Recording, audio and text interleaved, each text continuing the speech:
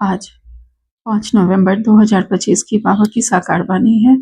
बाबा कहते हैं, मीठे बच्चे, यह सारी दुनिया रोगियों की बड़ी हॉस्पिटल है। बाबा आए हैं सारी दुनिया को निरोगी बनाने। आज का प्रश्न है, कौन सी स्मृति रहे तो कभी भी मुरझाइश व दुख की लहर नहीं आ सकती। उत्तर में बाबा कहते हैं, अभी हम इस पुरानी दुनिया, पुराने शरीर को छोड़ घर में जाएंगे, फिर नई दुनिया में हमारा पुनर्जन्म होगा। हम पुनर्जन्म लेंगे। हम अभी राजयोग सीख रहे हैं रजाई में जाने के लिए। बाप हम बच्चों के लिए रूहानी राजस्थान स्थापन कर रहे हैं। यही स्मृति रहे तो दुख की लहर कभी नहीं आ सकती। बाबा कहते हैं, हमें कौन सी स्मृति रहे तो हम कभी भी मुरझाएंगे नहीं, कभी भी कमजोर नहीं पड़ेंगे और दुख की लहर नहीं आ सकती। तो जब हम यह समझेंगे कि अब हमें इस दुनिया को और इस शरीर को छोड़कर अब हम नए घर में जाएंगे, नई दुनिया में जाएंगे जहां हमारा पुनर्जन्म होगा। इसीलिए अभी हम राजयोग सीख रहे हैं, क्योंकि हमें रूहानी राजस्थान, राजाओं के रहने के स्थान में, आत्माओं के रहने के स्थान में हमें जाना है। तो बाबा वह हम लोग के लिए रूहानी राजस्थान स्थापन कर रहे हैं। तो अगर हमें यह याद रहेगा सदा, तो कभी भी दुख की लहर नहीं आ सकती। आज का गीत है, तुम ही हो माता, तुम ही पिता हो। ओम शांति। गीत कोई तुम बच्चों के लिए नहीं है, नए नए को समझाने के लिए है। यह गीत भक्ति मार्ग का है। तो बाबा कहते हैं, यह गीत नए नए बच्चों को समझाने के लिए है। ऐसे भी नहीं कि यहाँ सब समझदार ही है, नहीं। बेसमझ को समझदार बनाया जाता है। बच्चे समझते हैं हम कितने बेसमझ बन गए थे, अब बाप हमको समझदार बनाते हैं। जैसे स्कूल में पढ़कर बच्चे कितना समझदार बन जाते हैं। इस ज्ञान में आने के बाद बहुत सारी बातें भक्ति की हमें क्लियर हो रही हैं। तो हम लोग कितने बेसमझ थे, यह हम लोग खुद अंदाजा लगाते हैं, अनुभव करते हैं कि यहाँ आकर हमने उस बात को, जो सिंबॉलिक तौर पे समझाया जाता था कि शिव क्या है, शंकर क्या है, विष्णु का क्या कार्य है, यह सब हम यहाँ आकर समझे हैं। तो हमें भी लगता है हम कितने बेसमझ थे और बाबा के ज्ञान ने हमें कितना समझदार बना दिया है।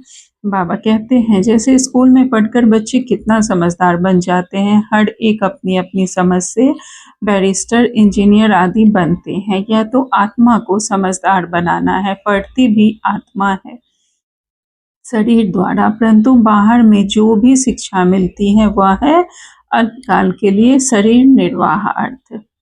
बाहर जो भी स्कूल कॉलेजों में शिक्षा मिल रही है वह है शरीर निर्वाह अर्थ के लिए, अल्पकाल के लिए, एक जन्मों के लिए। बाबा कहते हैं, भल कोई कन्वर्ट भी करते हैं, हिंदुओं को क्रिश्चियन बना देते हैं, किस लिए? थोड़ा सुख पाने के लिए, पैसे, नौकरी आदि सहज मिलने के लिए, आजीविका के लिए। अब तुम बच्चे जानते हो, हमको पहले पहले तो आत्माभिमानी बनना पड़े, यह है मुख्य बात, क्योंकि यह है ही रोगी दुनिया। ऐसा कोई मनुष्य नहीं जो रोगी नहीं बनता हो, कुछ न कुछ होता जरूर है, शरीर में कुछ न कुछ रहता ही है। तो बाबा कहते हैं, यह सारी दुनिया बड़े से बड़ी हॉस्पिटल है, जिसमें सब मनुष्य पतित हैं, रोगी हैं। आयु भी बहुत कम होती है, अचानक मृत्यु को पा लेते हैं, काल के चंबे में आ जाते हैं। यह भी तुम बच्चे जानते हो। तुम बच्चे सिर्फ भारत की ही नहीं, सारे विश्व की सर्विस करते हो गुप्त रीति से। मूल बात है कि बाप को कोई नहीं जानते, मनुष्य होकर, और पारलौकिक बाप को नहीं जानते, उनसे प्यार नहीं रखते। अब बाप कहते हैं, मेरे साथ प्यार रखो। सब तो स्वयं को मनुष्य समझते हैं, शरीर के रूप में देखते हैं। तो मैं कौन हूँ, हम आत्माएं हैं, यह तो कोई नहीं जानते। सब अपने को शरीर के रूप में देखते हैं, तो अपने पारलौकिक बाप को कैसे जानेंगे? बाबा कहते हैं, इसलिए उनसे प्यार भी नहीं रखते। अब बाप कहते हैं, मेरे साथ प्यार रखो। मेरे साथ प्यार रखते रखते तुमको मेरे साथ ही वापिस चलना है। जब तक वापिस चलो तब तक इस छीछी दुनिया में रहना पड़ता है। पहले पहले तो देह अभिमानी से देही अभिमानी बनो। पहले पहले हमें, जो हम स्वयं को शरीर देखते हैं, इससे हमें देही अभिमानी बनना है, सोल कॉन्शसनेस में हमें रहना है। बाबा कहते हैं, पहले पहले तो तुम देह अभिमानी से देही अभिमानी बनो, तब तुम धारणा कर सकते हो। जब स्वयं को आत्मा समझेंगे तभी धारणा होगी और बाप को याद कर सकते हो। अगर देही अभिमानी नहीं बनते तो कोई काम के नहीं। अगर हम स्वयं को आत्मा नहीं समझेंगे तो फिर यह ज्ञान कोई काम का नहीं, हमारे समझ में नहीं आएगा। बाबा कहते हैं देह अभिमानी तो सब है, तुम समझते भी हो, हम आत्म अभिमानी नहीं बनते, बाप को याद नहीं करते, तो हम वही हैं जो पहले थे। अगर हम स्वयं को आत्मा समझकर परमात्मा को याद नहीं करते तो जो हम पहले थे वही हैं। बाबा कहते हैं मूल बात ही है देही अभिमानी बनने की, ना कि रचना को जानने की। गाया भी जाता है रचता और रचना का ज्ञान, ऐसे नहीं कि पहले रचना फिर रचता का ज्ञान कहेंगे। पहले रचता वही बाप है, रचने वाला तो वही परमात्मा है। कहा भी जाता है हे गॉड फादर, वह आकर तुम बच्चों को आप समान बनाते हैं। बाप तो सदैव आत्माभिमानी है ही, इसलिए वह सुप्रीम है। बाप कहते हैं मैं तो आत्माभिमानी हूँ, जिसमें प्रवेश किया है उनको भी आत्माभिमानी बनाता हूँ। ब्रह्मा बाबा को भी इनमें प्रवेश करता हूँ, इनको कन्वर्ट करने, क्योंकि यह भी देह अभिमानी थे। इनको भी कहता हूँ अपने को आत्मा समझ, मुझे यथार्थ रीति याद करो। ऐसे बहुत मनुष्य हैं जो समझते हैं आत्मा अलग है, जीव अलग है। आत्मा देह से निकल जाती है तो दो चीज हुई ना, आत्मा देह से निकल गई तो दो चीज हुई, शरीर अलग आत्मा अलग। बाप समझाते हैं तुम आत्मा हो, आत्मा ही पुनर्जन्म लेती है, आत्मा ही शरीर लेकर अपना पाठ आत्मा ही यह शरीर लेकर पाठ बजाती है। बाबा बार बार समझाते हैं अपने को आत्मा समझो। इसमें तो बड़ी मेहनत चाहिए। जैसे स्टूडेंट पढ़ने के लिए एकांत में बगीचे आदि में जाकर पढ़ते हैं, पादरी लोग भी घूमने जाते हैं तो एकदम शांत रहते हैं, वह कोई आत्माभिमानी नहीं रहते, क्राइस्ट की याद में रहते हैं। घर में रहकर भी याद तो कर सकते हैं, परंतु खास एकांत में जाते हैं क्राइस्ट को याद करने और कोई तरफ देखते भी नहीं। खास स्थान पर एकांत में जाते हैं, क्राइस्ट को याद करते हैं और कोई तरफ देखते नहीं, मन ही मन याद करते हैं। बाबा कहते हैं जो अच्छे अच्छे होते हैं, समझते हैं हम क्राइस्ट को याद करते करते उनके पास चले जाएंगे। क्राइस्ट हेवन में बैठा है, हम भी हेवन में चले जाएंगे, यह भी समझते हैं। क्राइस्ट हेवनली गॉड फादर के पास गया, हम भी याद करते करते उनके पास जाएंगे। सब क्रिश्चियन उस एक के बच्चे ठहरे, उनमें कुछ ज्ञान ठीक है, लेकिन क्राइस्ट की आत्मा तो ऊपर गई ही नहीं। क्राइस्ट नाम तो शरीर का है जिसको फांसी पर चढ़ाया, आत्मा तो फांसी पर नहीं चढ़ती है। अब क्राइस्ट की आत्मा गॉड फादर के पास गई, यह कहना भी रॉन्ग हो जाता है। वापस कोई कैसे जाएंगे, हर एक को स्थापना फिर पालना जरूर करनी होती है। मकान को पुताई आदि कराई जाती है, यह भी पालना है ना।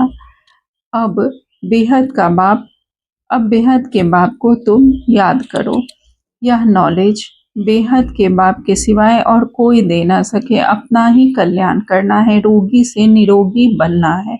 यह रोगियों की बड़ी हॉस्पिटल है, सारी विश्व रोगियों की हॉस्पिटल है।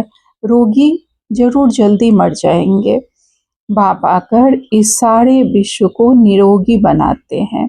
ऐसे नहीं कि यहाँ ही निरोगी बनेंगे, बाप कहते हैं निरोगी होते ही है नई दुनिया में, पुरानी दुनिया में निरोगी हो ना सके। यह लक्ष्मी नारायण निरोगी एवर हेल्दी है, वहाँ आयु भी बड़ी होती है, रोगी विशेष होते हैं, वॉइसलेस रोगी नहीं होते। वह है ही संपूर्ण निर्विकारी। बाप खुद कहते हैं इस समय सारी विश्व खास भारत रोगी है, भारत खास रोगी है। बाबा कहते हैं तुम बच्चे पहले पहले निरोगी दुनिया में आते हो, निरोगी बनते हो याद की यात्रा से। याद से तुम चले जाएंगे अपने स्वीट होम। यह भी एक यात्रा है, आत्मा की यात्रा है। बाप परमात्मा के पास जाने की यह है बाबा कहते हैं आत्मा की यात्रा है बाप परमात्मा के पास जाने की। यह है फिर स्पिरिचुअल यात्रा। यह अक्षर कोई समझ नहीं सकेंगे, तुम भी नंबरवार जानते हो परंतु भूल जाते हो। मूल बात है यह। समझाना भी बहुत सहज है परंतु समझाए वह जो खुद भी रूहानी यात्रा पर हो, जो खुद यह ज्ञान में होंगे वही समझा सकते हैं। खुद होगा नहीं, दूसरों को बताएंगे तो तीर ही नहीं लगेगा। सच्चाई का जौहर चाहिए। हम बाप को कितना याद करते हैं, जो बस स्त्री पति को कितना याद करती है, यह है पतियों का पति, बापों का बाप और गुरुओं का गुरु। गुरु लोग भी उस बाप को ही याद करते हैं। क्राइस्ट भी बाप को ही याद करते थे परंतु उनको कोई जानते नहीं है। बाप जब आए तब आकर अपनी पहचान देवे। भारतवासियों को ही बाप का पता नहीं है तो औरों को कहाँ से मिल सकता। विलायत से भी यहाँ आते हैं योग सीखने लिए। समझते हैं प्राचीन योग भगवान ने सिखाया, यह है भावना। बाप समझाते हैं सच्चा सच्चा योग तो मैं ही कल्प कल्प आकर सिखलाता हूँ, एक ही बार। मुख्य बात है अपने को आत्मा समझ बाप को याद करो। इसको ही रूहानी योग कहा जाता है। बाबा से योग लगाना, याद करना, यही हमारा रूहानी योग है। बाकी सब का है जिस्मानी योग। ब्रह्म से योग रखते हैं, वह भी बाप तो नहीं है, वह तो महतत्व है, रहने का स्थान।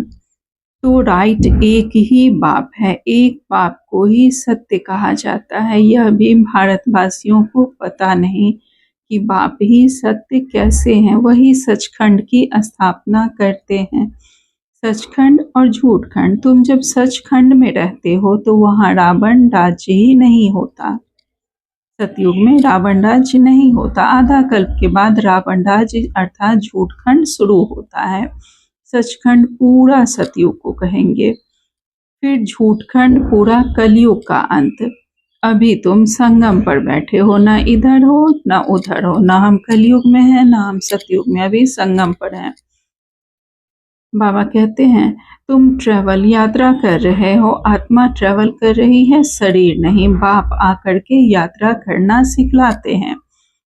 यहाँ से वहाँ जाना है तुमको, यह सिखलाते हैं। वो लोग फिर स्टार्स मून आदि तरफ जाने के लिए ट्रेवल करते हैं।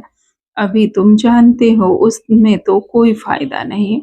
इन चीज़ों से ही सारा विनाश होना है। बाकी जो भी इतनी मेहनत करते हैं सब व्यर्थ है। तुम जानते हो यह सब चीज़ें जो साइंस से बनती हैं वह भविष्य में तुम्हारे ही काम आएंगी। यह ड्रामा बना हुआ है। बेहद का बाप आकर पढ़ाते हैं तो कितना रिगार्ड रखना चाहिए। टीचर का वैसे भी बहुत रिगार्ड रखते हैं। टीचर फरमान करते हैं अच्छी रीति पढ़कर पास हो जाओ। अगर फरमान को नहीं मानेंगे तो फिर नापास हो जाएंगे। बाप भी कहते हैं तुमको पढ़ाते हैं विश्व का मालिक बनाने। यह लक्ष्मी नारायण मालिक हैं, भल प्रजा भी मालिक है परंतु धैर्य तो बहुत है ना। भारतवासी भी सब कहते हैं ना हम मालिक हैं। गरीब भी भारत का मालिक अपने को समझेगा परंतु राजा और उनमें कितना फर्क है। नॉलेज से मर्तबे का फर्क हो जाता है। नॉलेज में भी होशियारी चाहिए, पवित्रता भी जरूरी है तो हेल्थ वेल्थ भी चाहिए। स्वर्ग में सब है। बाप अहम ऑब्जेक्ट समझाते हैं दुनिया में और कोई की बुद्धि में यह अहम ऑब्जेक्ट है नहीं। तुम फट से कहेंगे हम यह बनते, हमारा अहम ऑब्जेक्ट क्या है, लक्ष्मी नारायण बनना, तो हम फट से कहेंगे। लेकिन दुनिया में तो भक्ति करके क्या मिलेगा यह नहीं जानते। बाबा कहते हैं सारे विश्व में हमारी राजधानी होगी। यह तो अभी पंचायती राज है अर्थात प्रजा का प्रजा पर राज्य है। पहले तो डबल ताजधारी, फिर एक ताजधारी, फिर 9 ताज।